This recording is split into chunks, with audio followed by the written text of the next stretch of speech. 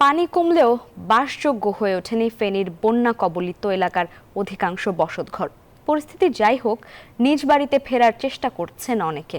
বন্যার বিভৎসতা কাটিয়ে পরবর্তী ধকল মোকাবেলায় হিমশিম খাচ্ছেন বানভাসীরা। বন্যা কবলিত এলাকা ঘুরে বিস্তারিত জানাচ্ছেন শফিকুজ্জামান রুবেল। ক্যামেরায় ছিলেন সেলিম খান।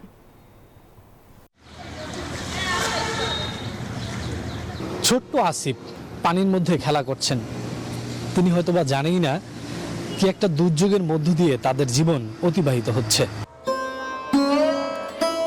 আসিফ খেলায় মগ্ন থাকলেও তার মা বাবা ব্যস্ত কোনোভাবে ঘরটি বাসযোগ্য করা যায়, না হয় সেটা হলো। কিন্তু বানের জলে দৃশ্যমান যে ক্ষতচিহ্ন তা ঘুচবে কিভাবে, সেই চিন্তায় আসিফের পরিবার। সেটা জানতে পারছি না কিভাবে চলুন কেমন চলুন, এটা আল্লাহ জানে, এছাড়া তো আর কোনো বুঝ নাই। এখন থানার সামনে ছিলাম, ওইখানে আশ্রয়কেন্দ্র ছিল, ওইখানে 6 তলায় ছিলাম। থানা আমাদের জন্য আসছে, কিন্তু ওরা খানা দেয় নাই, বুঝছেন? আমরা ওইখানে কিভাবে থাকবো?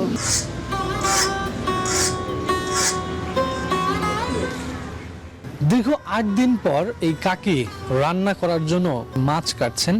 এটা তার জন্য একটা কল্পনা, কারণ এই ঘরের মধ্যেই 2-1 দিন আগেও বুক অবধি পানি ছিল। আজকে সকালে এসছেন, ঘর সেচছেন, সেখানে থাকার ব্যবস্থা করেছেন, আবার নতুন করে বাঁচার স্বপ্ন দেখছেন।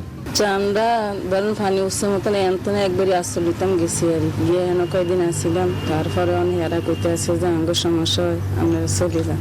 মাছ সারিয়ে লইছি মানে ওগুলো একবার ইভিনিং মারি গ্যাসে তুমি একটু রাইতে আনতাম। এনে তো লাইনের গ্যাস টেস নাই।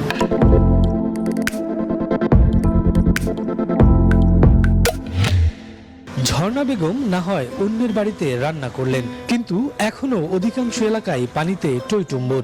অবস্থা নেই রান্না করার, ভেসে গেছে আসবাবপত্র। তবুও বাড়ি ফিরছেন অনেকে, তবে জানা নেই ক্ষতি পুষিয়ে সামনে আগাবেন কিভাবে।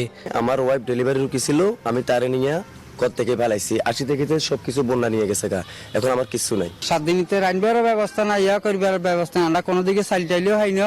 ঘরে বড় বড় গর্ত হয়ে গেছে, সে কারণে বয়ে তারা এখনো ঘরে ফিরতেছে না। ফেনীর পরশুরাম, ফুলগাজী, ছাগলনাইয়ার অধিকাংশ এলাকার বাসিন্দা বাড়ি ফিরছেন, তবে দাগনভূঞার গ্রামগুলো বাসযোগ্য হতে সময় লাগবে আরো কিছুদিন। শফিকুজ্জামান রুবেল, নিউজ 24, ফেনী।